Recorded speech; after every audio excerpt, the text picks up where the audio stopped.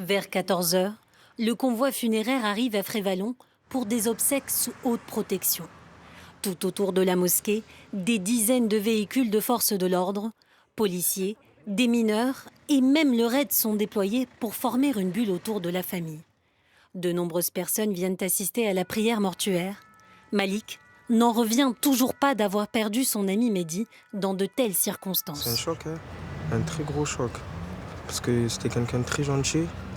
Il faisait rien du tout, il n'était pas connu. Il était à l'école et il est mort. En fait, c'est Marseille le problème. Ici, la peine est mêlée à la colère des habitants. Tuer des gens gratuitement comme ça sert à rien. Ça sert à rien et ça va amener nulle part. Vraiment n'importe quoi. Il faut faire quelque chose, c'est pas normal. On ne peut pas tuer des jeunes comme ça sans raison.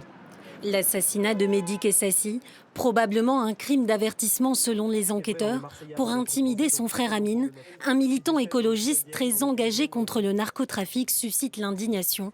Les habitants se sentent abandonnés. Vous savez, maintenant, on commence à avoir l'habitude sur Marseille. Ils ne se cachent même plus maintenant. Ils font ça même maintenant en plein jour.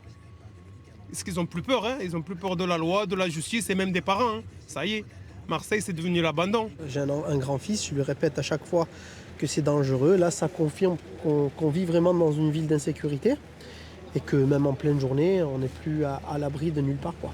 C'est pour ça que vous ne voulez pas montrer votre visage. Voilà. Après la prière, Mehdi Kessassi a été inhumé dans la plus grande intimité au cimetière de Saint-Henri, sous la surveillance des policiers.